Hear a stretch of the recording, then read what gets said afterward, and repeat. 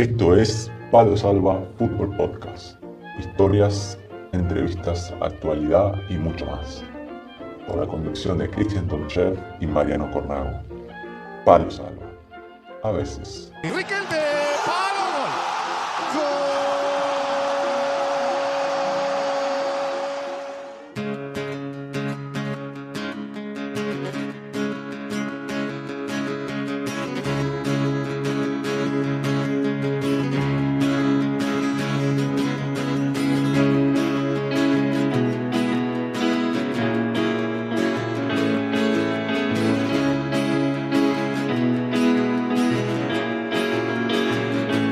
Buenas tardes a todos, buenos días, buenas noches. Como diría mi compañero, amigo Cristian Tonchev, que ahí lo veo.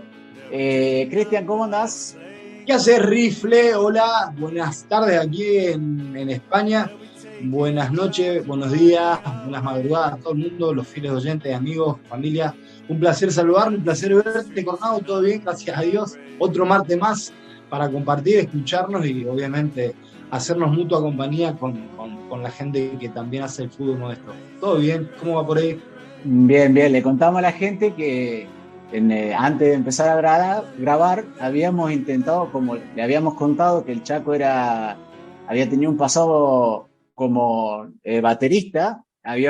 Intentamos, previo al inicio, probar a ver si era posible demostrar que lo que habíamos dicho era verdad, pero hubo problemas técnicos de sonido, así que intentaremos el próximo capítulo demostrar con pruebas que Cristian es un excelente baterista. Bueno, obviamente la práctica la he dejado hace mucho tiempo atrás, pero como dicen, el zorro pierde el pelo, pero no la maña. Siempre la maña va a estar, así que estuvimos haciendo un poco de prueba de sonido, como decía Mariano, y bueno, técnicamente el técnico de sonido no permite de que se escuche con claridad y nada, como decía Mariano, hay que evidenciar pruebas porque de hablar información falaces lo hace cualquiera y Palo Salva quiere evidenciar de que esto fue así, pero bueno, será pendiente para otro episodio. Y bueno, Cristian, antes que empezar, cuando posteemos este capítulo, ya va a haber pasado un tiempito de que el despido de Bielsa, y acá en Palo Salva somos bielsistas. Más allá de la forma de juego, los gustos, somos bielsistas en el sentido porque no estamos, apoyamos y creemos en la forma que él ve el fútbol y la vida también. Así que lamentamos que no esté más en la Premier League, pero bueno, la admiración, como siempre, por Marcelo. Declarado, sí, declarado abierta y públicamente de que somos simpatizantes o admiradores, no fanáticos, fan de, obviamente, las maneras en la cual concibe o percibe o ve el fútbol, llevado sobre todo a un modo o una forma de vida en el cual se traslada a este deporte en el cual amamos. Así que nada, es una pena de que no lo podamos seguir viendo en la Premier, pero sin lugar a duda deseamos que pronto tenga otro club, otra posibilidad de seguir dejando su legado en el fútbol mundial.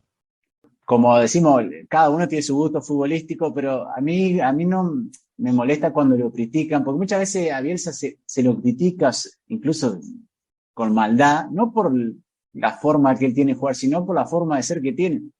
Y muchas veces a mí me da la sensación que esa gente que lo critica por ser como realiza la crítica porque no pueden entender o ellos no pueden creer que una persona sea así, o sea, sea honesta, hace lo que dice. Entonces yo creo que muchas veces la crítica despiadada viene por ese lado, porque después te puede gustar o no cómo juega o cómo hace jugar su equipo, pero lo demás yo creo que es irreprochable.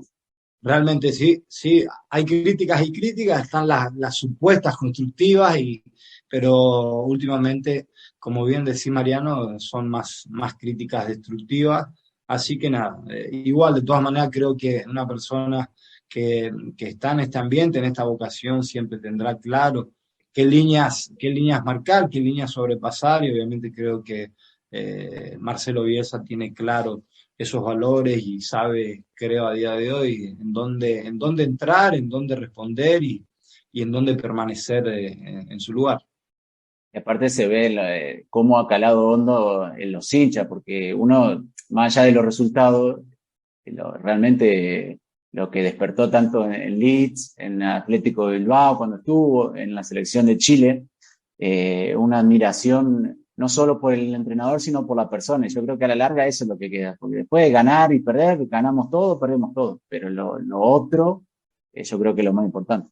Tengo conocimientos, evidencia de lo que decís, de personas afines tanto en Chile, tanto de gente de Atlético de Bilbao, no precisamente cercanas a Leeds, pero por lo que veo, sí, como decís, de que el fanático de Leeds ha quedado obviamente marcado por la impronta, por el pasado que ha tenido Marcelo y ha dejado ahí parte de su manera de vivir, de percibir el fútbol, la vida, y nada, es sobre todo eso, prestar atención a lo más cercano que pueda haber pasado una persona junto a lo que él habla, dice y hace en el fútbol. Porque si hablamos de periodismo o demás, como bien decíamos, informaciones podríamos inventarnos de acuerdo a nuestro beneficio y eso es lo que muchas veces infecta el ambiente del fútbol.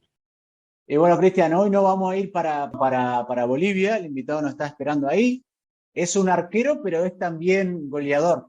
Así que muchos goles de tiro libre, muchos goles de penales. ¿Vos qué tal? El otro día habíamos hablado de penales, los tiros libres, ¿cómo se te daban? Bien, no, siempre soy honesto y siempre mantengo los pies en el suelo. Yo desde que nací a día de hoy siempre levanto la voz y digo, yo nunca fui una persona que ha sido tocado por la varita. Todo lo poco mucho que puedo haber hecho fue por querer, por trabajo por darle tiempo a lo que uno quería. Pero la vez que he intentado los tiros libres y demás, no voy a poner porcentaje porque no sirve. Eh, Cuando me tocaba, intentaba de meterlas o de que pase cerca. Yo, vos sabés que lo que vos decís, mucha práctica y se me ha dado bien, o sea, bien, me he metido alguno. La humildad ante todo, como diría un filósofo contemporáneo amigo en su perfil de WhatsApp, la humildad es como el silencio, cuando la nombrada desaparece, ¿viste? Es buena. Es muy buena. Y bueno, hablando de tiro libre, Cristian, viste que siempre, cada vez que se habla cómo Messi ha mejorado los tiros libres, está la anécdota que cuando era el Mundial de Sudáfrica, en una práctica, Diego le dice a Messi cómo poner el pie, cómo acompañar la pelota en el golpeo, y siempre quedó como que ese fue el cambio de Messi en cuanto a la forma que él lanzaba los tiros libres, pero hay una anécdota que es menos conocida, donde Messi cuenta quién fue la primera persona que le empezó a decir cómo darle a los tiros libres. Así que antes de ir a la entrevista, vamos a ir a escuchar la nota, la anécdota por el mismo Messi. Eso, tenemos ahí el fragmento, vamos a escucharlo, dale.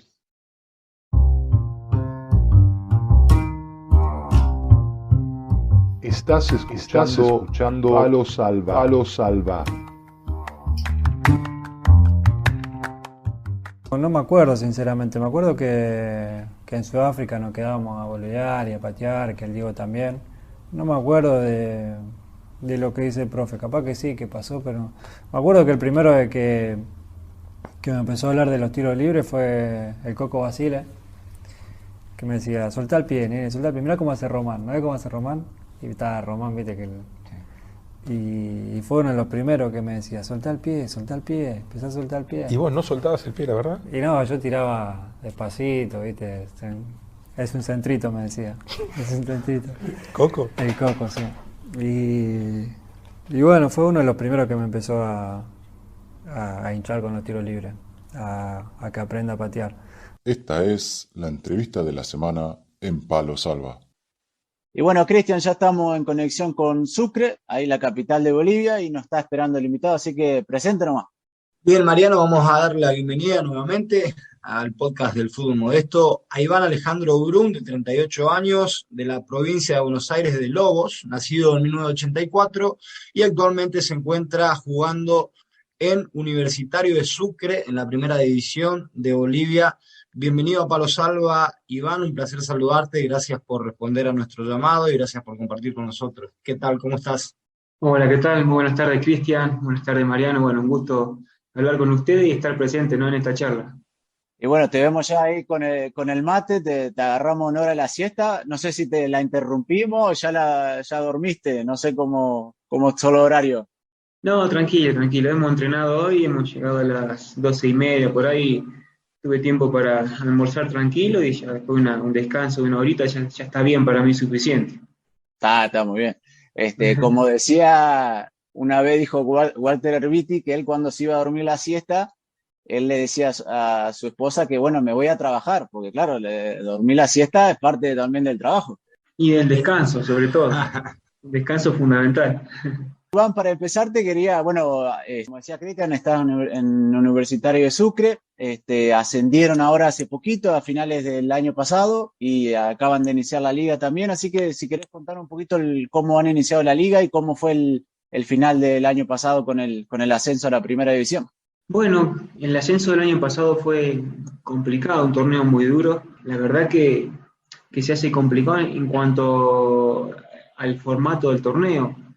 Bueno, al principio había una zona de 4 equipos, clasificamos primero y ahí nos tocó los playoffs. Y los playoffs es jugar altura contra llano o siempre un equipo da ventaja, ¿no? Y a veces los resultados no se toman en cuenta, sino simplemente por ejemplo, perdés 1-0 como no ha tocado y ganás 6-0 de local y tuvimos que ir a penales.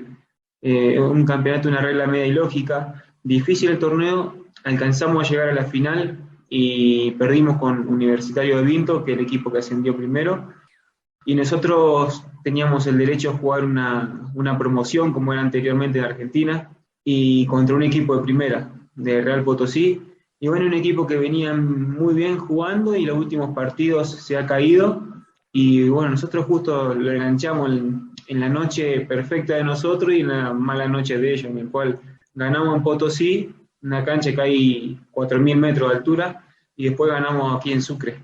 Los 2 partidos, bueno, pudimos lograr el ascenso. Iván, antes que continúe Mariano, quería hacer un paréntesis porque hablas de altura y llano, ¿no? Bueno, yo incansable de veces, muchas aquí más en Europa, a los compañeros, gente que pregunta qué es lo que es jugar en altura o llano. Yo personalmente nunca he jugado, sí hemos escuchado anécdotas y demás, y nada, contale vos de tu experiencia, qué es lo que es, en qué consiste, cuál es la dificultad de jugar en la altura y jugar en llano. Sí, bueno, te acostumbras, por ejemplo, aquí estamos en Sucre. Sucre hay 2.800 metros. Te acostumbras a jugar aquí, es la velocidad del balón. Cuando vos llegás de un lugar llano, como por ejemplo de Buenos Aires a Sucre, te lleva un periodo de adaptación. Si bien la adaptación es más rápida porque no estamos en La Paz, que son 3.600, o Potosí, que son 4.000 metros, te permite descansar bien en la noche. Pero cuando vos vas del llano a jugar a la altura, por ejemplo, en el caso de Argentina, vas a jugar del llano, vas a jugar a la altura y a la noche se te comprime la cabeza. Si vos te quedás la noche anterior ahí en La Paz, se te comprime la cabeza y no puedes dormir, el dolor de cabeza y la falta de oxígeno. Y bueno, después cuando vas acostumbrado del llano a la altura, a veces te ponen partido a las 3 de la tarde en el cual el cuerpo está acostumbrado a la altura, cuando te agarra mucho calor, te cuesta tomar decisiones, hasta de pensar, tenés que hidratarte bien, pues se te pone espesa la sangre, bueno, los médicos hablábamos de eso, es complicado, ¿no? Tanto de un lado como otro tienen ventaja. Y por ejemplo, decís que en Sucre hay 2.000 metros, cuando pasás de los 2.000 a los 3.600, no sé, de La Paz, ¿se nota o ya a estar acostumbrado a jugar en 2.000 metros, eso te ayuda?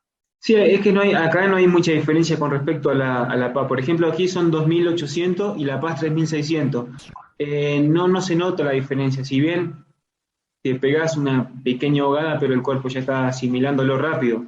El tema, los jugadores locales, como por ejemplo de La Paz, juegan, pero la recuperación de ellos lo sienten, pero la recuperación es mucho más rápida.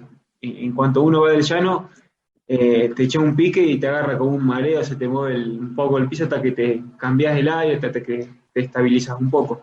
Vos sos arquero, ¿eso te costó mucho agarrarle la mano el tema del movimiento de la pelota, que es como no sé, viste que la famosa frase de Pasarela que la pelota no dobla? ¿Te llevó un tiempito a acostumbrarte a eso? Y la verdad que cuando me he llevado bien con la altura, ni bien he llegado, me ha tocado jugar un partido, estaba en Petrolero de Yacuiba en 2015, me ha tocado jugar contra San José en Oruro, una altura de 3.800, me acuerdo ahí. Y la verdad que lo he asimilado bien, la velocidad es totalmente distinta, es más rápido. Cuando vos vas al llano, normalmente en cualquier cancha el balón hace más efecto, por ejemplo, los centros son con más efecto, más complicado. Y cuando venía en altura, cambia la velocidad. El centro son más rápidos, tenés que resolver en un lapso de tiempo. El arquero, o sea, tiene que estar acostumbrado a los dos lados, ¿no? Porque en cuanto vas al llano, es el efecto, y la pelota cae muy rápido en el llano. Y acá en la altura la pelota viaja más. Sos arquero, pero bueno, para el que no sepa, también sos un experto, diría, por lo que yo he visto, por lo menos en tiros libres. Eso, ¿desde cuándo iniciaste con el tema de los tiros libres? ¿O fue algo que cuando llegaste ahí a Bolivia con el tema de la altura le encontraste la pegada? ¿Cómo fue? No, el tiro libre siempre, hasta de chico, pateaba tiro libre. Trabajaba después de cada entrenamiento como hobby, me quedaba practicando. En mi pueblo tenía, inclusive mi papá herrero, hasta tenía barrera, me llevaba, y bueno, nos quedábamos con mi hermano toda la tarde practicando, pegándole, y después practicábamos tiro libre. Después en inferiores también practicaba la opción, pero a veces depende el técnico, a veces depende la circunstancia. Y en los argentinos B, cuando he jugado en el sur de Argentina, ahí hice los primeros goles de tiro libre.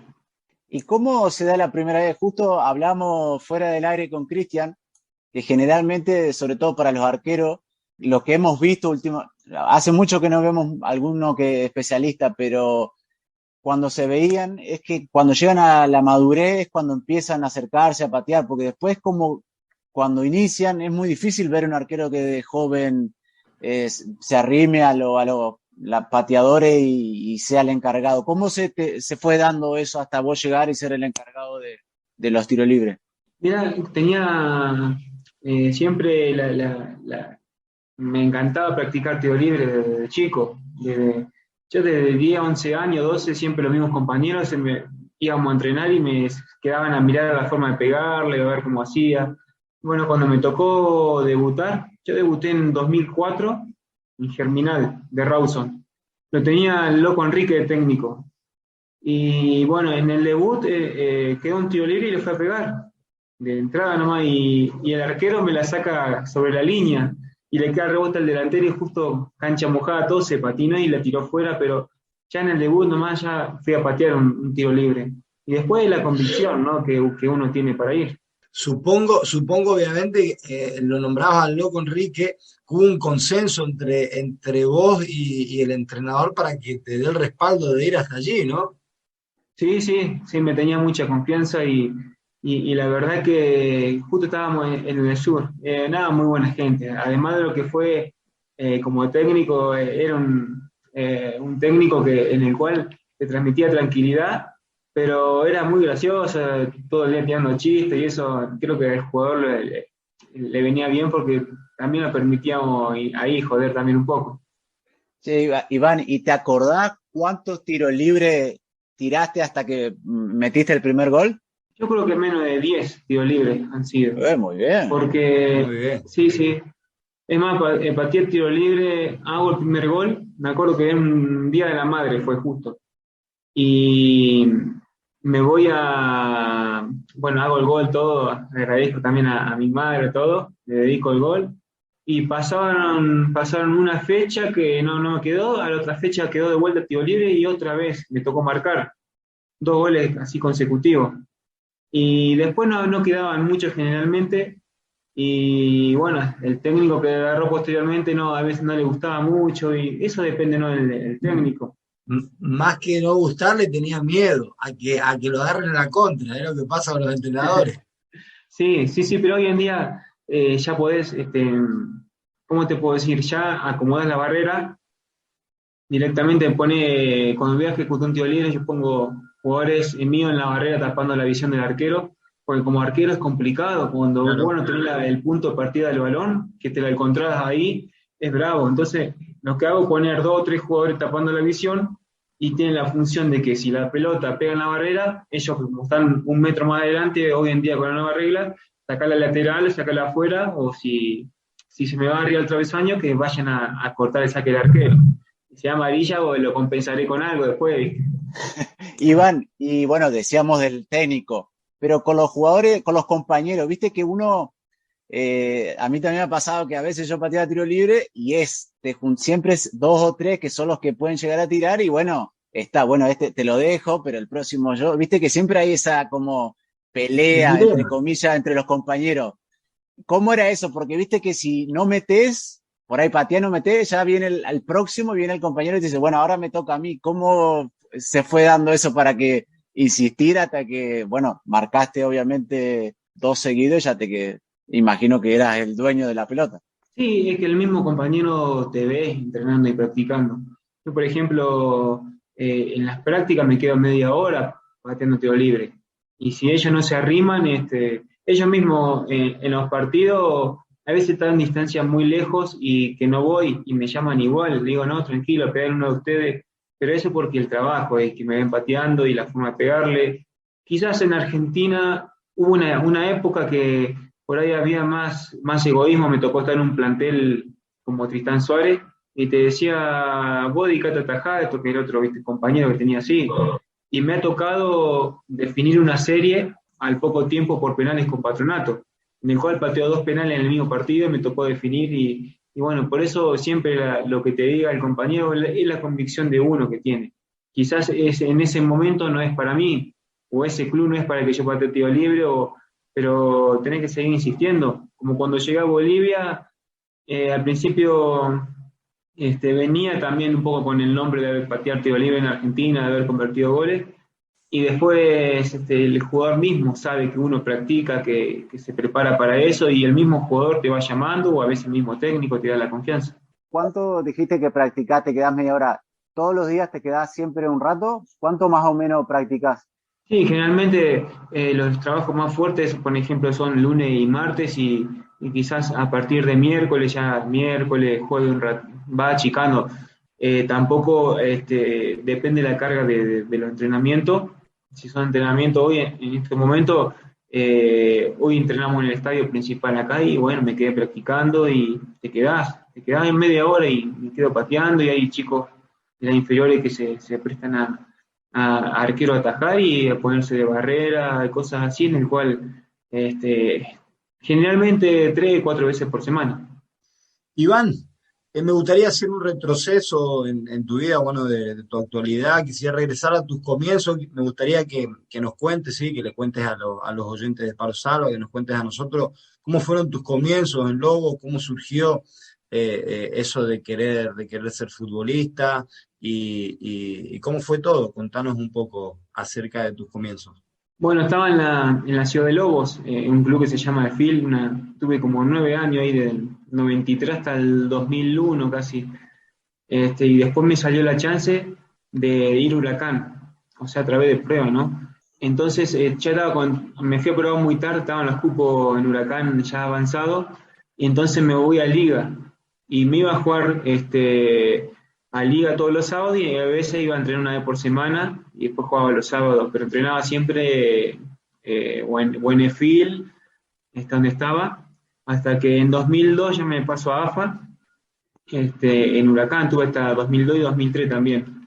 Me tocó compartir con arqueros como Migliore, como Mariano Andújar, Elías Gómez, Gastón Monzón, toda una camada de arqueros muy buenos en Huracán. Un profe que se llamaba Enzo Farías, muy, muy buen profe.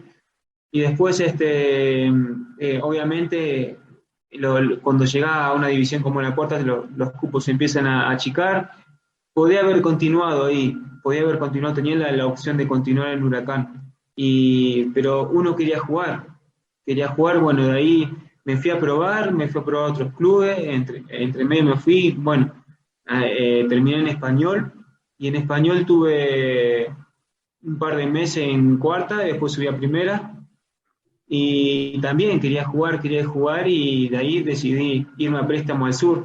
Ahí empecé a jugar en Germinal, Deportivo Madrid, en el sur. Tenía que volver a Español. Y cuando vuelvo a Español ya tenía 21, se me terminaba tenía que firmar contrato así, sí o sí. Y me acuerdo que ya no quería volver a ir a Buenos Aires, a viajar, todo esto, que ir al sur estaba cómodo, y decidí no firmar contrato, y bueno, terminé arreglando en la etapa en el sur, en Madrid. Estuve en Madrid, todo, después terminé jugando los argentinos B hasta 2011.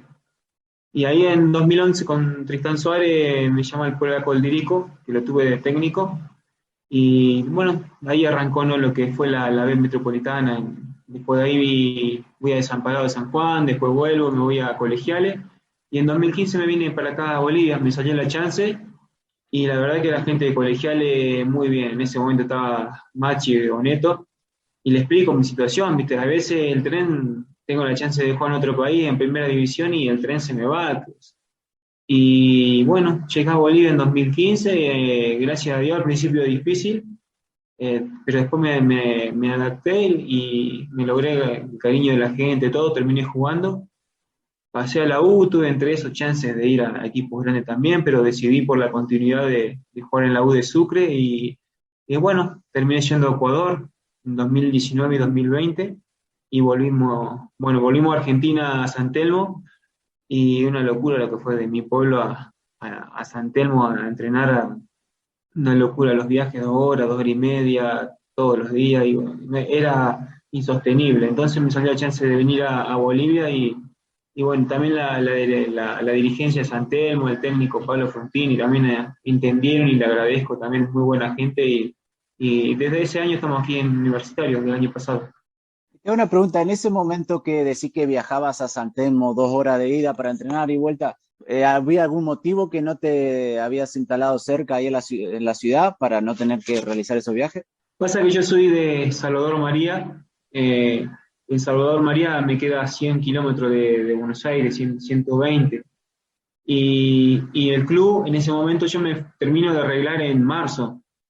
Entonces el club solamente lo usé a eso como para mantenerme, y bueno, para si tenía la chance de jugar, pero siempre la cabeza mía estaba en volver al extranjero, porque en Ecuador habían dado medianamente bien, y en Bolivia también tenía, en los dos países que tenían nombre ganado, me quería volver para aquí, no quería volver a Argentina.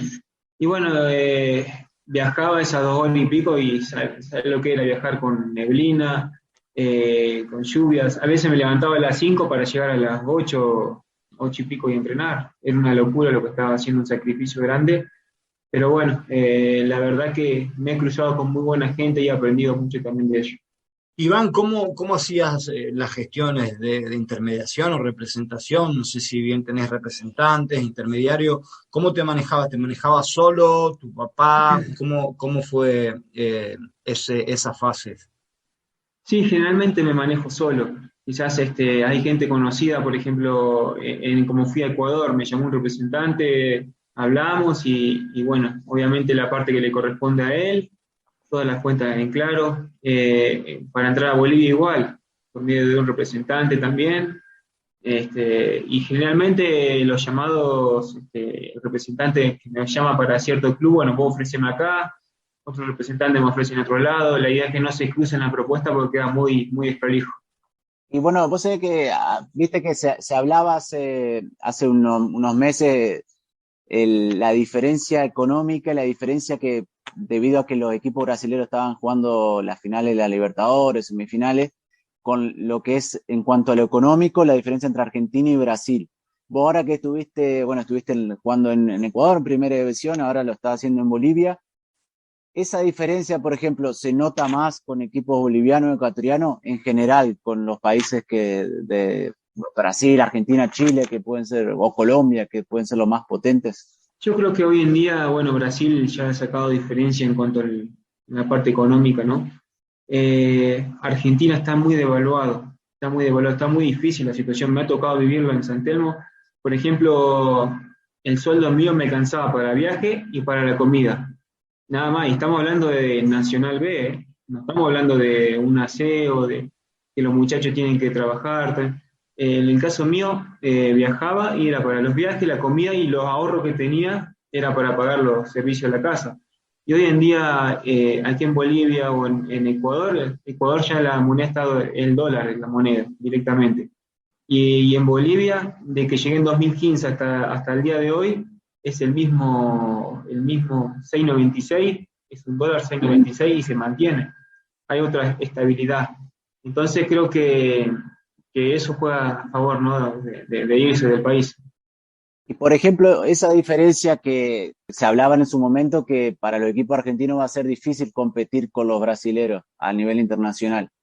Usted, además de lo que puede ser los sueldos para los jugadores, en cuanto a infraestructura, ¿cuánta es la diferencia, por ejemplo, en Bolivia, que vos estás ahí, que nos puedes contar en Argentina, si es que la hay, o con Brasil? ¿Se nota, es mucha?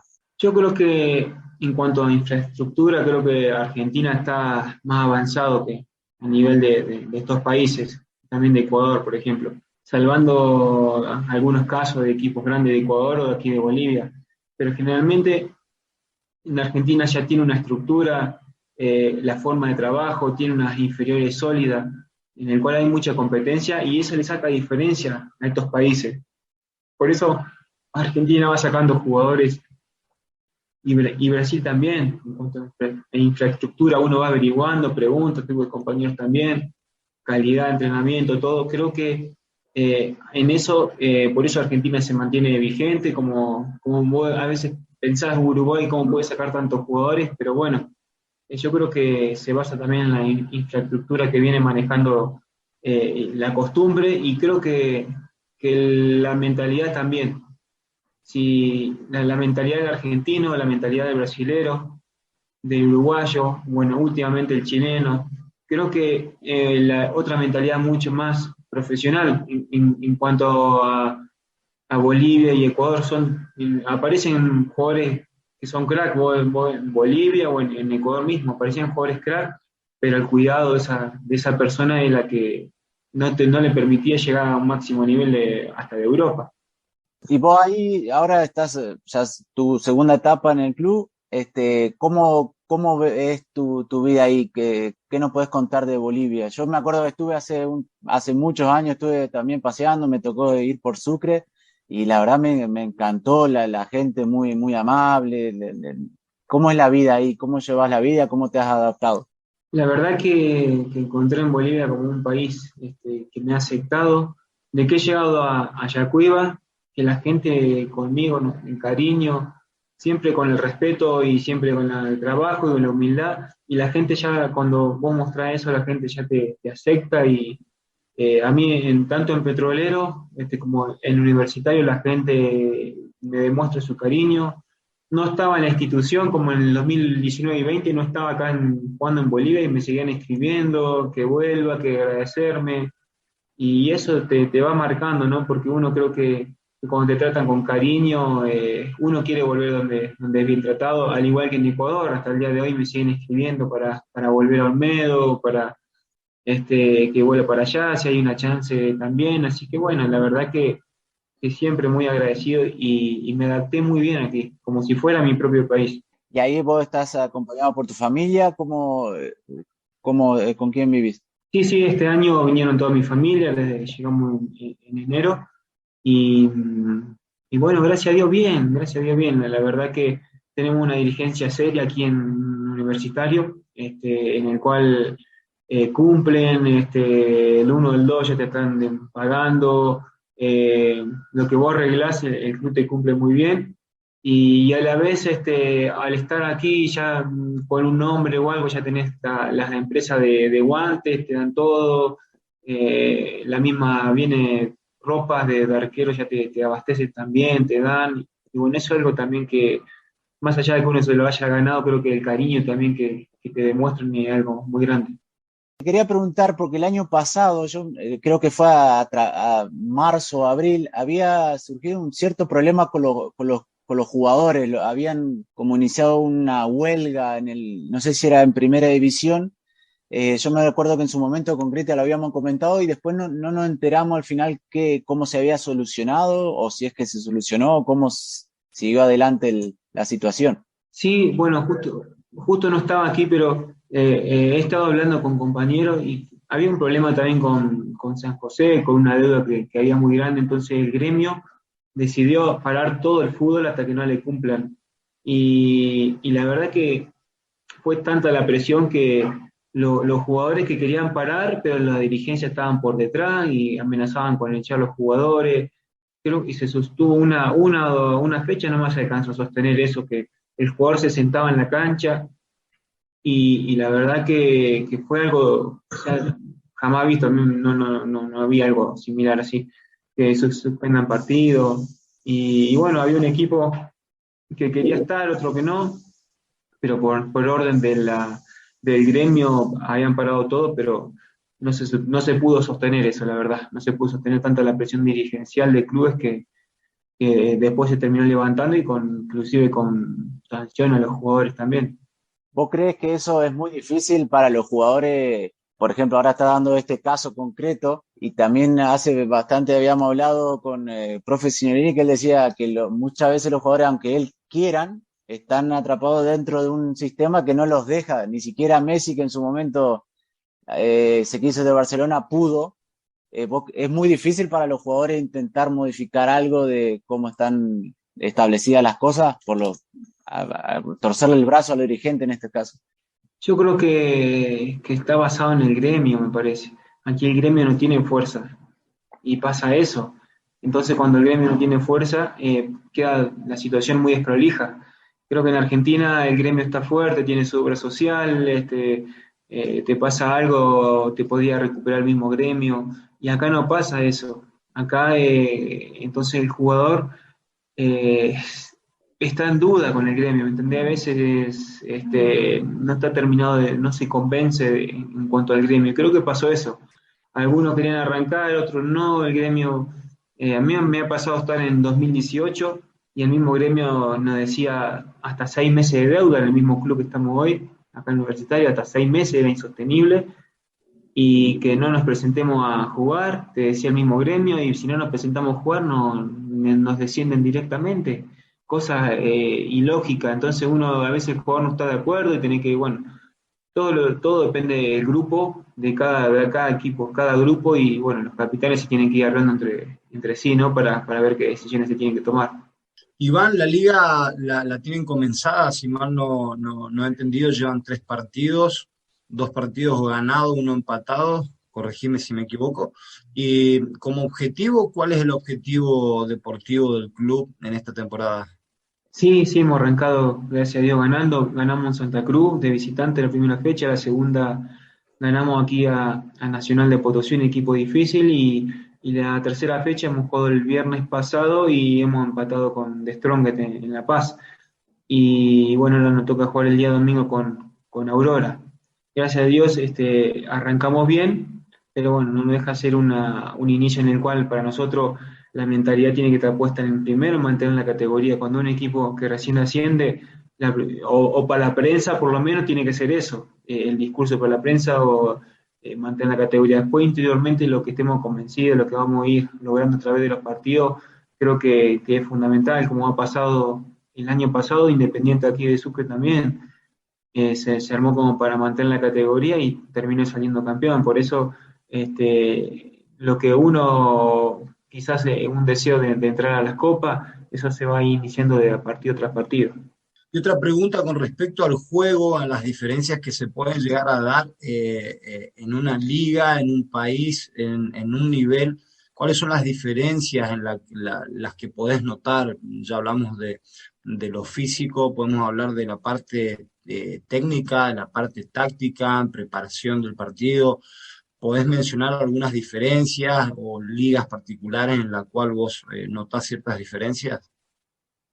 Yo creo que aquí en Bolivia, a diferencia de la Liga Argentina, vos tenés que armar un planteo de acuerdo a dónde vas a jugar. Por ejemplo, nosotros vamos a jugar a una misma altura, tenés que plantearlo de acuerdo al equipo. Vos vas a jugar con De Strong, si lo vas a plantear de igual a igual, se te va a complicar por la jerarquía que tiene el rival, pero le podés jugar físicamente de igual a igual. Cuando vos vayas al llano, tenés que plantearlo de otra forma porque ya hay otro factor, entonces depende a dónde vayas a jugar, a diferencia de Argentina, que vos jugás siempre a la misma altura, vas a jugar una cancha, vas a jugar a la otra, el equipo te gana, te supera porque fue en cuanto a juego, o quizás no, pero acá ya pasa la diferencia física, ¿no? También, ¿no? Que influye a través de la altura. El puesto específico de arquero, desde que vos iniciaste hasta ahora, ¿cómo ha ido evolucionando, cambiando el tipo de entrenamiento que haces, por ejemplo? Porque hoy en día, como sabemos, es obligatorio para el arquero tener buen dominio con la pelota para poder darle salida al equipo. ¿Cómo cambió de que vos iniciaste, cómo ha ido evolucionando y cómo te ha ido adaptando a los cambios? Sí, sí, los entrenamientos de arquero y jugadores también van evolucionando.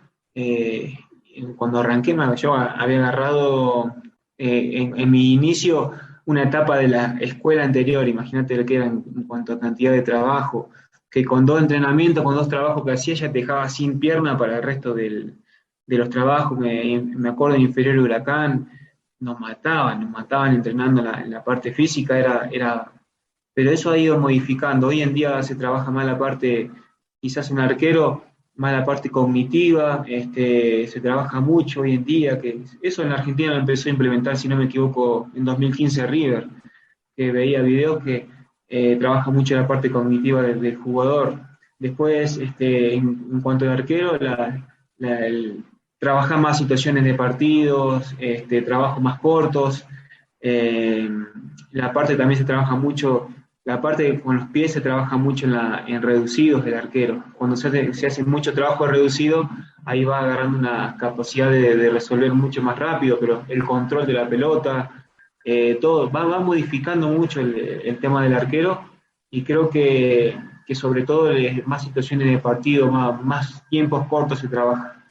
Y por ejemplo, vos, porque vos tenés una pegada muy buena, pero muchas veces eso no se representa lo que vos decís, que te venga a presionar uno y realizar un control orientado para dar salida por otro lado. ¿Eso te costó o eso te adaptaste rápido? Te adaptás porque depende del técnico también lo que quiere. Nosotros nos tocó un español una vez, Fabriciano González, un español que había dirigido en primera en España y todo, en Yacuiba, Petrolero. Y tenía una forma de jugar en el cual yo me adapté muy bien, pero porque uno ya venía con un juego de pie, entonces el control ya orientado, y yo jugaba de memoria. Vos sabés que allá tenés 2 jugadores para resolver, allá tenés 2 jugadores más, tenés 2 jugadores por el medio. Entonces, uno ya, cuando vos sabés de memoria lo que quiere el técnico, ya se te hace mucho más fácil. Ahora, si tenés que jugar más ahí a buscar el pelotazo arriba, bueno, ya tenés que apuntar más al 9 y tenés que tratar de resolver más rápido y no pensar tanto, ¿no? Porque creo que donde se piensa es donde el delantero también te come, la verdad, te presiona y te deja sin opciones. Aparte de lo que decís, para poder jugar rápido y decidir rápido, tienen que haber los movimientos, no es que solo decir salgo jugando y a ver a quién se la doy, tienen que estar esos movimientos. Claro. Igual saber te ayuda también a resolver más rápido. Sí, exactamente, y inclusive trabajaba a veces con pelota más pequeña y haciendo jueguitos, recepcionando el control, ahí dejar la pelota. El control es fundamental. Hoy en día para el arquero lo principal es el control de la pelota, porque vos con el control ya te resolvés. Si tenés que hacer un control y te queda entre los pies y tenés que acomodarla de vuelta, como le pasó por Arboleda, el partido con River. Bueno, eso porque es un arquero nuevo, que está en un plantel nuevo, que todavía no se termina de adaptar, y a la vez lo mataban a Arboleda, le decían, pero los pases que le daban para atrás, le tiraban unos bombazos terribles, fuertes los pases. Entonces sí o sí tenía que controlar. Y donde controlás contra River un poquito más largo y no tenés claro dónde tenés que jugar, y pasa eso. Iván, si vos pudieras con el diario del lunes, por supuesto. Si vos pudieras retroceder el tiempo y hablar con el Iván que iniciaba en inferiores con 15, 16 años, ¿qué consejo le daría? O mirá, hace esto, o no hagas esto. Lo primero que me hubiese dicho, y quería en ese momento también, pero no se daba, es irme a jugar a otro país, porque yo sabía que a mí en Argentina me costó mucho, porque siempre tenía que pelearla de abajo, siempre me traían un arquero y quedaba tapado, terminaba jugando y traían otra vez el otro año un nuevo técnico, un nuevo arquero, y siempre me costó mucho, y por eso cuando llego a Bolivia, todo lo que me lo fui ganando fue por nombre, pero por mérito también. Y creo que en Argentina a veces pasa eso, a veces te tapan, hay mucha cantidad de arqueros, hay muchos representantes, y entonces yo digo, no me gustó ese ambiente. De hecho, voy a Argentina el año pasado y yo no quería estar ahí en Argentina, me quería ir. Y mirá que cualquier arquero o cualquier jugador de 37 años, le decís, ya está, te va a tu país, y yo quería salir del país, no me quería volver. Pasa eso, y después creo que lo que me lleva a ser hoy fue todo lo que fui viviendo, no estoy arrepentido de nada, la verdad, porque errores, aciertos, situaciones, me ha llevado a ser la persona o el jugador que soy hoy, o la tranquilidad de lo que va variando, ¿no? Quizás como arquero, antes quería sacar una pelota de un ángulo, hacer figura, y hoy en día ya no es eso, hoy en día es lo que el arquero transmite, y eso es lo que le digo a los más chicos que están jugando conmigo acá en la U, otro arquero, le voy diciendo eso, es lo que uno va transmitiendo, el arquero es eso, es lo que vos transmite, la tranquilidad de resolver. Ya cuando el arquero está nervioso, ya empieza el equipo a estar así nervioso. Cuando uno incluso lo ve por televisión, uno se da cuenta cuando el arquero transmite, uno se da cuenta viéndolo que no está transmitiendo la confianza incluso con su compañero, o sí, pero eso se puede ver, ¿verdad? Inclusive se trabaja, eso también, hoy en día los coaching son parte de eso, de la presencia, de la postura del cuerpo, de lo que vos transmitís. Creo que eso es lo que se transmite. A veces no todos los partidos está igual un jugador, a veces está un poco más, o dormiste mal, o está nervioso, o sabés que no estudia, y a veces vos tenés que tratar de equilibrar, ¿no? De mostrar eso, y vos mismo tenés que convencerte de que vas a tu partido, que tenés que trabajarte primero para vos mismo y después para los demás. Iván, y bueno, no te quiero retirar, que los arqueros sabemos siempre y acá lo tenemos a Cristian, que todavía está ahí con 39, así que, y vos sos arquero, unos añitos más tenemos. Pero, ¿cómo te ves a futuro? ¿Como entrenador? ¿En qué función? ¿O en otra cosa que no sea el fútbol? Sí, mira, pienso retirarme más adelante, yo calculo, si Dios quiere, unos 3, 4 años más, porque me he cuidado toda mi vida, en cuanto a alimentación, en cuanto a cuidado. Siempre fui de chico muy profesional, inclusive jugaba en inferiores y como que concentraba, y nunca he abusado de salir, esas cosas, ¿no? Después, bueno, haciendo curso de técnico, ya me he recibido el año pasado, me queda el tercer año que es el Pro, y bueno, quiero también de eso, hago análisis de videos, hago ediciones, le armo videos a jugadores, voy a los mismos compañeros, grabo los entrenamientos, todas cosas así en el cual todo el material que pueda aportar es bueno también para el equipo, pero también para mí, ¿no? Que a través de los videos vas corrigiendo. Siempre incentivo a todo futbolista que ha pasado por un vestuario a que se prepare y que forme parte del fútbol, porque el mejor material que se le puede dar al fútbol es la experiencia, y nunca mejor sobre lo que se ha caminado, sobre lo que se ha comido.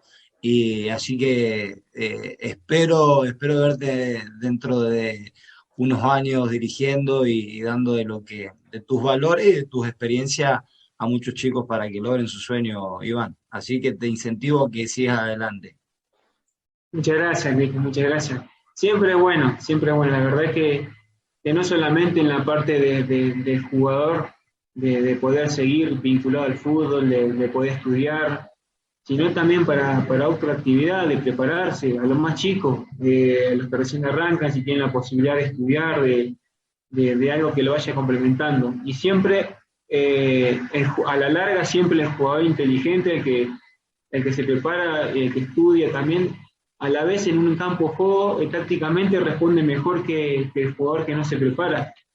Hay muchos cracks pero en el fútbol, pero tácticamente hay veces el jugador más inteligente es el que predomina. Y bueno, mis últimas dos y después, Cristian, te dejo que cierre. Primero yo te quiero preguntar, ¿cuántos goles tenés? Si tenés la cuenta en tiro libre y penales. Y después he visto varios goles de tuyo de tiro libre y tenés una pegada particular. No sé si salió tuya natural o mirabas a alguien a quien intentaste imitar. Sí, bueno, tenemos 13 goles así oficiales. Después he marcado en amistosos, todo, pero bueno, en oficiales 13. Y de chico le pego así. De chico ya veía de pegarle que la pelota caiga. Y siempre la pelota cae como un golpe de raqueta del tenis que cuando le pegás, la pelota cae. Esa es la forma de pegarle a mí. Entonces, la práctica es lo que te conduce a eso. A veces uno quiere achicar el margen de efectividad. Por ejemplo, antes quizás de 10 tiros invocar 4, 5 o 6 tiros bien al arco, entonces quizás con a través de la efectividad, bueno, invocar 9, tratar de llegar a la máximo posible para tener más chance de gol. Final de año, del año pasado, hiciste por Copa un golazo que me hizo acordar mucho uno que hizo Riquelme contra Chile por eliminatoria en el Monumental, el segundo que es desde la derecha, sí, me acuerdo. Por afuera de la Palo del barrera. arquero. ¿Contra quién fue eso? Para goles. que la gente, si lo quiere googlear, que se fije porque es un golazo. ¿Contra quién fue? Bueno, esa era la final por el ascenso, era. Nos estaban pegando una peloteada, pegaban el travesaño, estábamos salvando un equipo de primera de nosotros, y quedó justo el tiro libre y lo veía lejos, pero digo, no, y me animé, y pudimos marcar en la final contra el Real Potosí, del ascenso del partido de ida. Creo que ese gol lo golpeó muy fuerte a ellos en el partido. Ahí en el 1-0 empezamos un poco a dominar nosotros, y si bien se venían, pero ya estaba más controlado. Y bueno, ese fue el último tiro libre del año pasado, y este año el primero que quedó, contra Nacional también de Potosí, de la misma ciudad, quedó el tiro libre, íbamos ganando 3-2, pero estaba dudando a ver si iba o no, porque íbamos ganando 3-2, pero el técnico me decía, anda, porque... Y bueno, me tocó marcar el gol de nuevo. No, o sea que en esa final de ascenso lo salvaste los dos arcos, ¿viste? Cuando los peloteaban y después No, pero lo recomiendo Sí, a la bravo. gente que vaya y lo mire, si lo encuentra ahí en YouTube contra Potosí, porque es un golazo, realmente. Es bravo, estaba bravo ese partido, sí. Iván, sin ánimo de querer robarte más tiempo, también para hacerte las dos últimas preguntas y despedirnos. Una es algún ídolo o ídola que puedas mencionar, y el segundo, algún objetivo, sueño o meta a corto o largo plazo que tengas propuesta. Y yo soy hincha de Boca, imagínate, me tocó estar la época dorada de Córdoba en el arco de Boca. ¿Sabes lo que era Córdoba? Te marcaba o el mismo Chilaver, que ya desde antes, bueno, Chilaver, pero Córdoba me tocó marcar la época de mi club en ese momento. Riquelme, también ídolo, no es arquero, pero era ídolo, como jugaba, como le pegaba. Bueno, después salió un arquero alemán, Oliver Kahn también, cómo salía a achicar. Entonces, Costanzo, como estaba en River, la velocidad de pierna que tenía para achicar. Entonces, uno va sacando de todo un poco, ¿no? Que son lo que te marcan la infancia, ¿no? Sobre todo la etapa de adolescencia. ¿Y algún sueño, objetivo, meta a corto o largo plazo? Mira, un sueño que todavía me queda pendiente es jugar en la Libertadores, me encantaría. Es el sueño que tengo pendiente. Y tuve chances, pero en ese momento decidí irme al fútbol ecuatoriano, que para mí también era otro de los sueños. Y bueno, tengo la chance de nacionalizarme aquí en Bolivia, ya tengo los requisitos, y quizás con eso poder pasar a un equipo grande también me gustaría, y bueno, la verdad que todavía quedan sueños todavía por jugar, y eso es lo que te lleva a exigirte día a día. Iván, ha sido realmente un placer. Te agradecemos muchísimo por tu tiempo y vamos a hacer fuerza por el Universitario porque, bueno, arrancaron de la mejor manera estos 3 partidos, así que ojalá que se puedan pelear arriba, ¿por qué no clasificar a la Libertadores? Así que te agradecemos muchísimo y un placer y vamos a estar haciendo fuerza ahí por Universitario. Bueno, muchísimas gracias Mariano y Cristian, gracias por la nota. Así que también estaremos también siguiendo a ustedes más adelante. Así que cuando necesiten, ahí estaremos disponibles. Un abrazo grande, muchachos. Gracias por todo. Igualmente, muchas gracias, Iván. Palo Salva a tu casa. Hasta la próxima y nada, éxitos y Dios te bendiga. Gracias. Bendiciones, abrazo grande. Esto es Palo Salva. Palo Salva. Y bueno, ahí pasaba Iván Brum desde Sucre, arquero, también goleador, le podríamos decir, contándonos un poco su recorrido, su trayectoria y su actualidad en Universitario de Sucre. Como bien lo habían etiquetado al último romántico Riquelme cuando se estaba viendo el fútbol, podemos decir de que uno de los últimos pateadores de tiro libre, arquero Iván, que obviamente sobre esta generación, contemporáneos, si mal no recuerdo, el último que yo recuerdo fue Rogério Ceni, el brasilero. Anterior estaba Chilaver también. René Higuita, si mal no recuerdo, muchas veces tiraba faltas de tiro libre. Y otro arquero, si mal no recuerdo, Mariano, por nombrar alguno. En la actualidad no me viene ninguno en la cabeza, así que a mí Iván tampoco, puede ser que esté ahí, debe ser el único en este momento que yo tenga presente. Sí, totalmente. Y bueno, así que le agradecemos muchísimo a Iván y ojalá se dé el sueño que tiene, que es jugar la Libertadores. Han iniciado bien el campeonato y ojalá que se le pueda dar.